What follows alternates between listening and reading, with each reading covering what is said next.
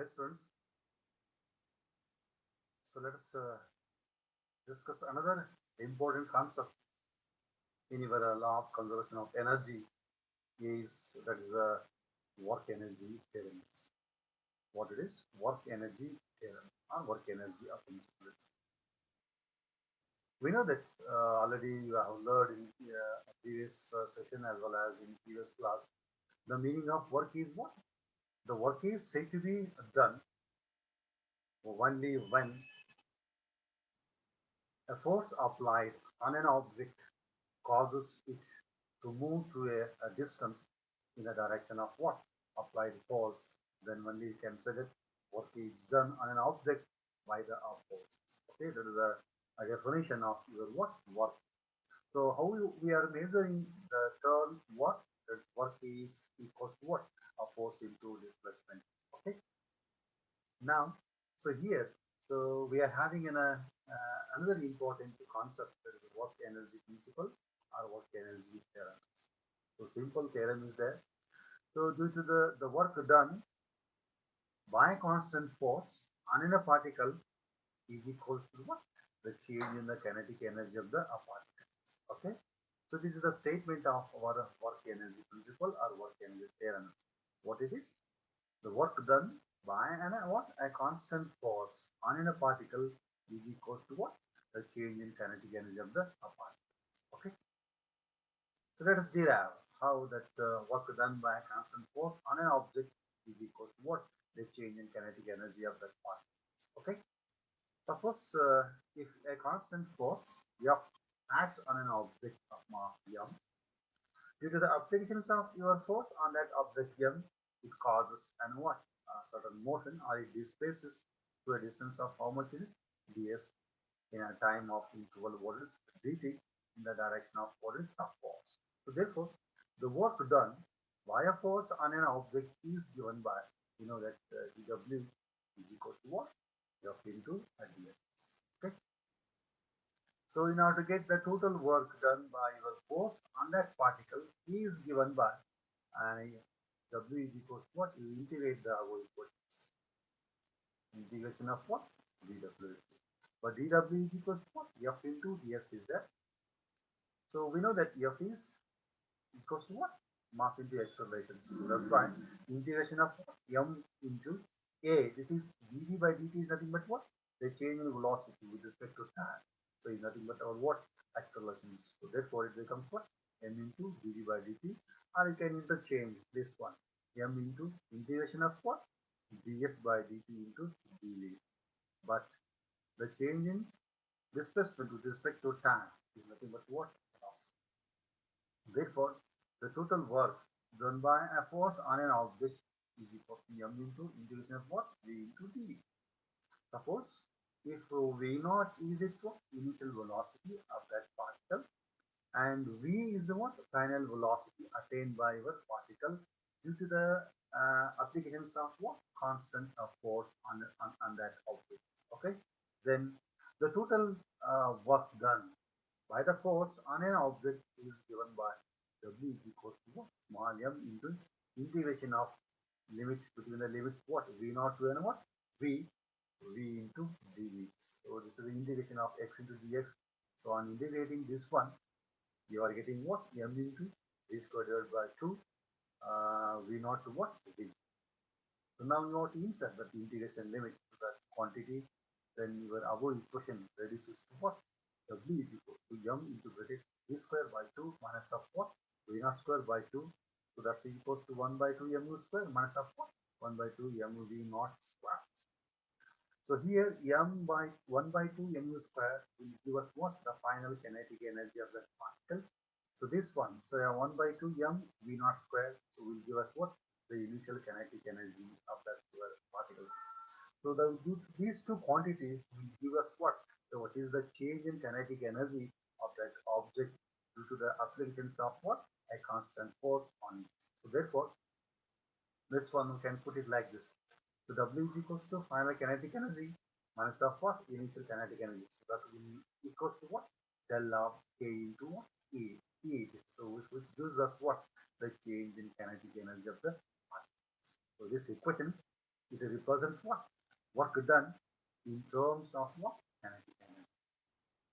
whatever the work done by the your force is there on an object, so will give us what? The change in kinetic energy of the particles. Okay. Hence, so that work energy principle states that work done by a force is equals to the the change in kinetic energy of the body. So this is about what? The work energy of principle. It's a simple concept. So whatever the work done by the your constant force which is there on an object is there, so that will give you the what? That is equals to what? The change in kinetic energy of the particle. Okay. So with this, the whatever the syllabus mentioned in your what law of conservation of energy is there, that is completed. Let us solve certain problems on these chapters. Okay. So now, uh,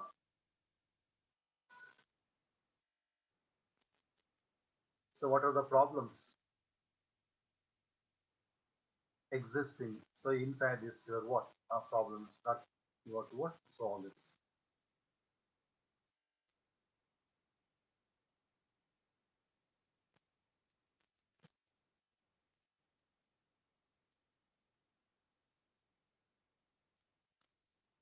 So the formula that I have derived. So in the entire class, the first formula is m1v1 plus m2v2. That's the law of conservation of what? Linear momentums. Next, in the center of mass, there you are having what? Position vector of what? Center of mass is given by RCN is equal to m1 r1 plus m2 r2. Okay, velocity of center of mass is given by m1 v1 plus m2 v2 by m1 plus what is m2. Okay. So that things what it is I have derived. So in my what previous classes. Okay, velocity of center of mass and another important equations that I have derived. So in your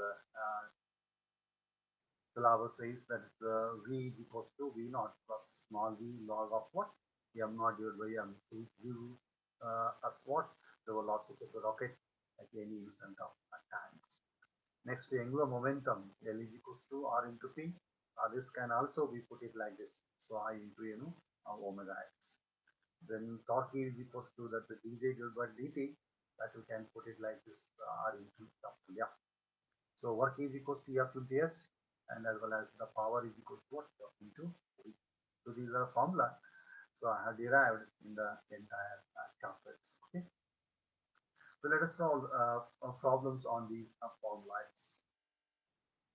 A rocket consisting of what? Two stages. Rocket separately weighs 300 kg and 25 kg and contains what?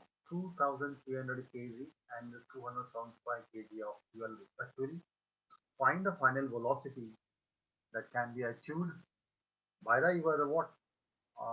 Rocket with an exhaust velocity of what? 2 kilometers per second. Here, the rocket is having what? Double stage that it contains two engines weighing of 300 kg, 25 kg. So 300 kg engine carries in a fuel of what? 2300 kg. Whereas 25 kg engine require what? 275 kg of what? Fuels.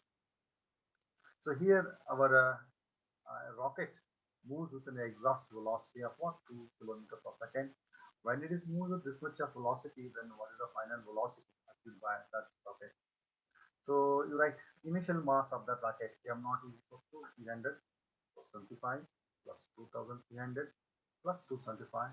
So the total mass, initial mass of the rocket is how much it is? 2900 kg. Whereas after burning of your first engine, that means 2300 kg of what? You will get what?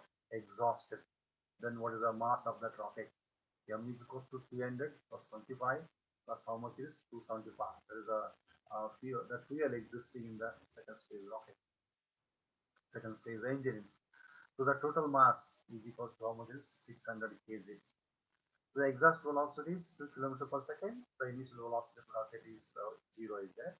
So I'm putting all these values. So inside this equation, v is equals to v naught plus of small v log of m naught by m. V naught is 0, so small v is 2 km per second. Log of m naught is, that's 2,900 is there, but capital M is 600. And substituting all these values, the final velocities attained by the rocket is equal to what? V is equal to 3.15 kilometers per second. Okay. So like this, you have to solve the problems on this rocket is. Okay. So one more problems on your rocket is, a rocket starts from rest with the exhaust velocity of gases equals to what? This one is 1.2 kilometer per second. Calculate the velocity attained by the rocket when its mass reduces to what? 1/20 of its what? Initial mass. When the mass of that rocket get reduced to how much it is? 1/20 of its initial mass. In such cases, so what is the velocity attained by that rocket? So you auto what? Calculate. Okay. So here the initial velocity of the rocket is 0 and escape velocity is 1.2 kilometer per second for the gas. So that mass of the rocket, m naught is known as 20. So during this time, so you have to calculate what? V. So by using the same formula, V is equals to V naught plus of small v into log of what? M naught by M. So on putting all those values, so that final velocity becomes what is V equals to 3.59 kilometers per second. This is the velocity attained by the what? Okay. When its mass reduces to how much is 1/20th of its initial mass. Okay. Next, another example for your linear momentum. Let's see. A neutron moving with a velocity of how much it is 10 to the power minus 6 meter per second, that collides with an what? Another particle, which is neutron at rest. After collision, the combined mass moves with a certain velocity. Calculate the velocity. If the mass of the neutron is 1.67 into 10 to the power minus 27 kg, whereas for that of neutron is 3.3 into what? 10 to the power minus 27 kg. So this one is inelastic collisions. So here the second particle is at rest.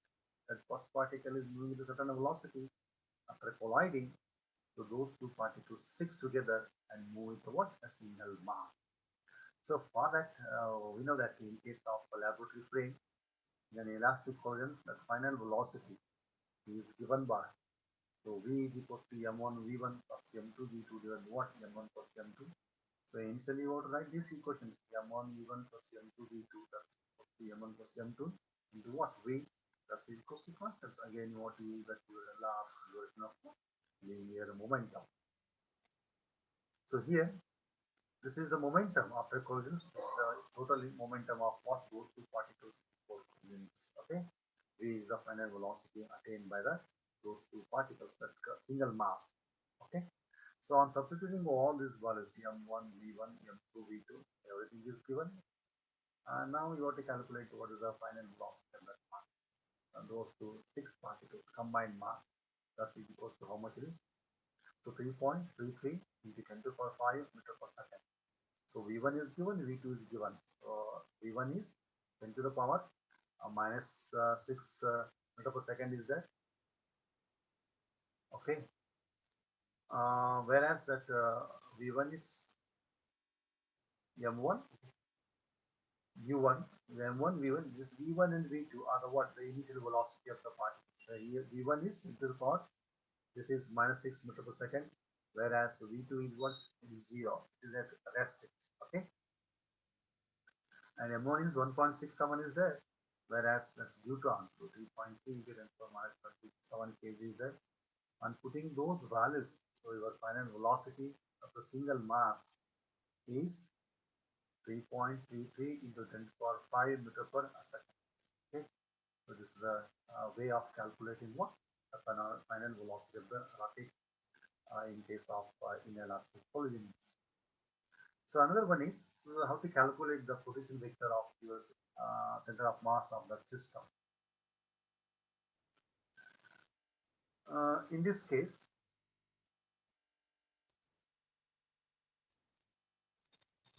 two particles of masses 0.1 kg and 0.3 kg have a position at 2i plus 5j plus 13k meter minus 6i plus 4j plus 2k respectively. Find the instantaneous position of what? Center of mass. Okay. So here the system, that isolated system consisting of what? Two particles which are at a distance of what? This and what? This. Okay. When you are having such cases, so you have to calculate what? What is the positional vector of what? Center of mass of that system. Okay. So therefore, for two system particles, the position vector of center of mass is given by m1 r1 plus m2 r2 divided by m1 plus m2 it is. So on substituting r1 r2 and m1 plus m2, m1 is 0.1, m2 is 0.3 kg, r1 is that's 2i plus 5j plus 13k, and r2 is this much. So you have to substitute these values, so inside these equations, the velocity of your what? The position vector of what? The center of mass of the system is equals to what? Minus of 16i plus of what? 1.7 j plus of 1.9k divided by 0.4. Okay, this is the way to calculate what? The position vector of the center of mass. So one more is that you can calculate the center of mass. So as I said in my theory classes, the center of mass is the what? It is a point in a system at which the entire mass of an isolated system is what? Concentrated. It is nothing but what? Center of mass. So here, so we need to calculate the what? The center of mass of the following system. A mass of 5 kg lies at how much is? Distance of 1 meter. A mass of 3 kg lies at a distance of what? 4 meter. 2 kg lies at what? Distance of 0 meter. And you have to calculate the center of mass of that system. Okay. So here, the position vector of center of mass xcm, you can mention it by what? Xcm is equal to 1 by m into bracket what? m1 into x1 plus of what? m2 x2 plus of what? m3 x3. That is equals to what? 5 into 1 plus 3 into 4 plus of what? 2 into 0 divided by 10. That is equal to what? 1.7 is. Okay. So on putting this value, you are getting what? This one. That which will give you what? The center of mass of that system. Okay. So in the next sessions, we will solve some more problems on these chapters. Okay? Thank you.